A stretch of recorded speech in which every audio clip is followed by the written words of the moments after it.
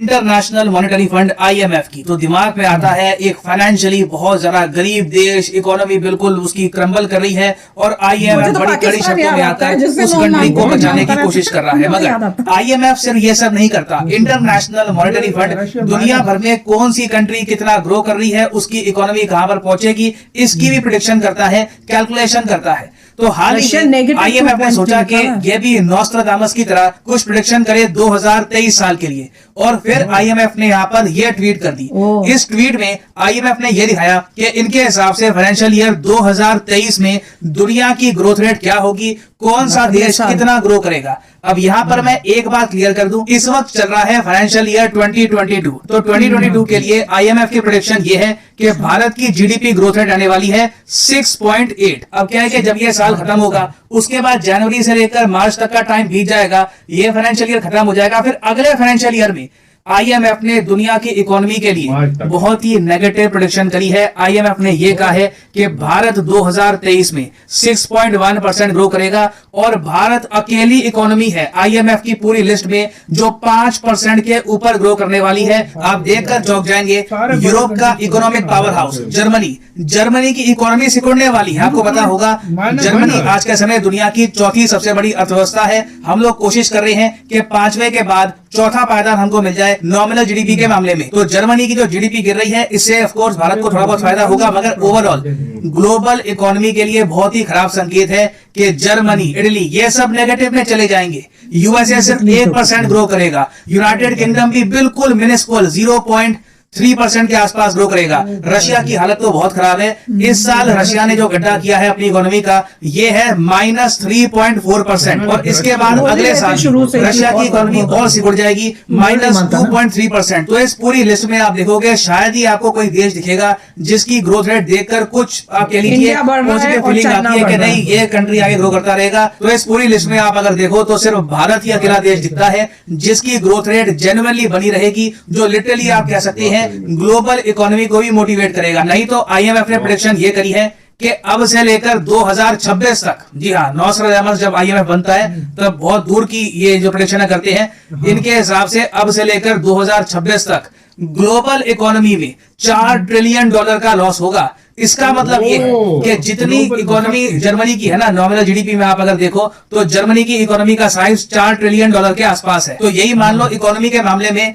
एक जर्मनी के साइज का कंट्री ही देश से बाहर निकल जाएगा। और इसलिए IMF ने यह भी कहा है कि worst is yet to come. आने वाले कुछ महीने बहुत चैलेंजिंग होंगे, महंगाई बढ़ेगी, चुनौतियां आएंगी और भारत के सामने बड़ी चुनौतियां आने वाली है ना। भारत के सामने क्या चुनौतियां आएंगी भारत के सामने क्या चुनौतियां आएंगी। ऑफ कोर्स ये इमेज देखकर किसी भी भारतीय को अच्छा लगेगा कि एटलीस्ट चाहे बड़े बड़े देश ग्रो नहीं कर पा रहे, इंडिया तो लगातार ग्रो करेगा। मगर इस सब का मतलब ये भी नहीं है कि ऑल इज वेल। बहुत चुनौतियां आएंगी, डिस्कस करेंगे इस वीडियो में इन सब टॉपिक्स को। मगर आगे बढ़ने से पहले आपसे एक क्वेश्चन पूछूंगा। क्वेश्चन ये है कि हाल ही में भारतीय नौसेना ने white shipping information exchange agreement sign किया है किस कंट्री के साथ? ये है यहाँ पे आपकी ऑप्शन, न्यूजीलैंड, रशिया, जापान या फिर फ्रांस। कमेंट सेक्शन में सब लोग आंसर करिए, सही आंसर मैं आपको दूंगा वीडियो के अंत में।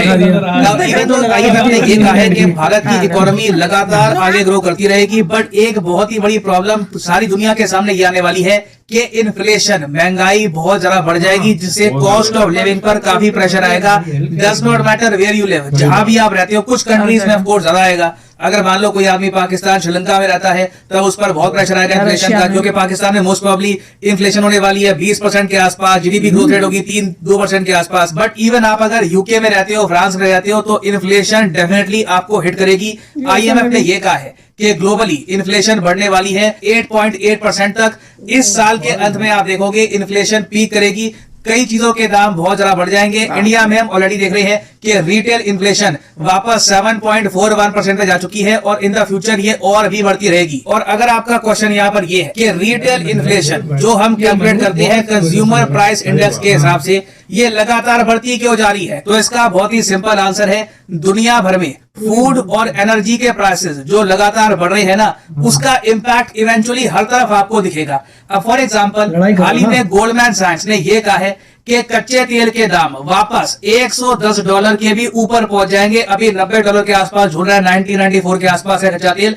ये वापस $110 के भी ऊपर जाएगा, क्योंकि रशिया और ओपेक ने जो डील कर दी है कि जी हम ऑयल प्रोड्यूस ही कम कर देंगे, ऑयल सप्लाई ही कम करेंगे, आर्टिफिशियल नकली तरीके से हम ऑयल के दाम बहुत ज्यादा बढ़ा देंगे। ये जो गलत काम कर रहे हैं सऊदी अरेबिया, यूएई समेत कंट्रीज जिनमें रशिया भी शामिल है, इसका नेगेटिव इंपैक्ट आप पूरी दुनिया में देखोगे। हालांकि कई देश है यूरोप में, इवन यूएस, ये सब आज के समय कह रहे हैं सऊदी अरेबिया को, रशिया को कि जो तुमने डील करी है कि कच्चा तेल कम प्रोड्यूस करोगे, इसके रिस्पॉन्स में यूएस एक्शन लेगा। मगर ये एक्शन मैक्सिमम क्या हो सकता है?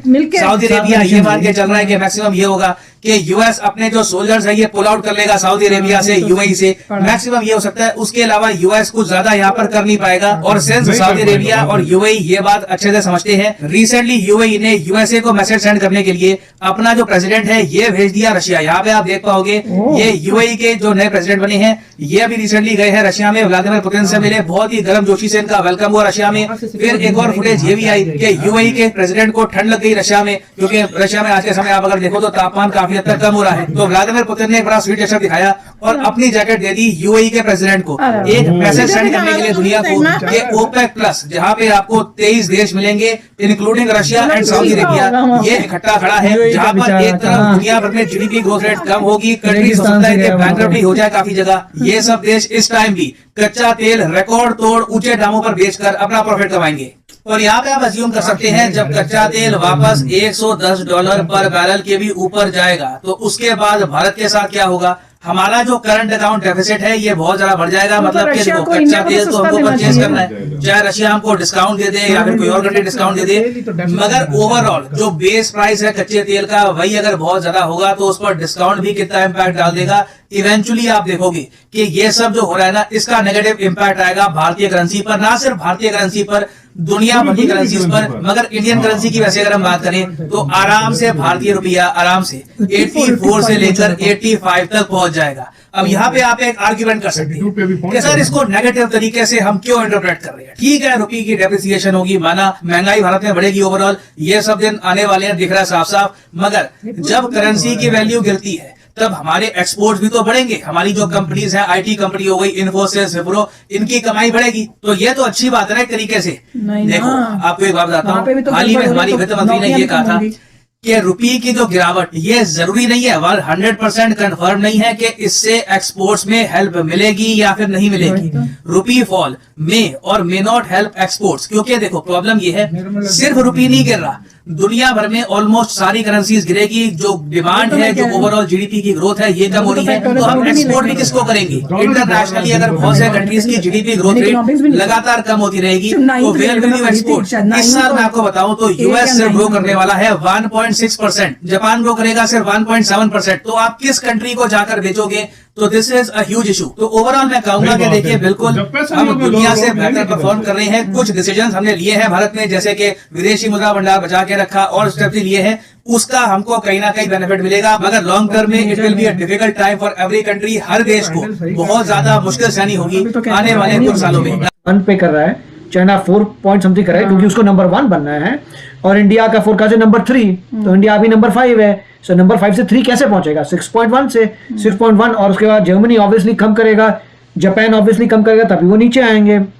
जा रहा है भाई, काबिले तारीफ है। यार अगर इस लिहाज से देखा जाए ना, इंडिया ने वाकई में बहुत अच्छे तरीके से मैनेज किया है हर चीज। भाई चाइना जो कि कहते हैं कि भाई वो उनके पास एलियंस वाला दिमाग है, लेकिन फिर भी यकीन करो वो 4.4 पे 4.4 पे फिर भी मतलब वैसा ग्रोथ नहीं कर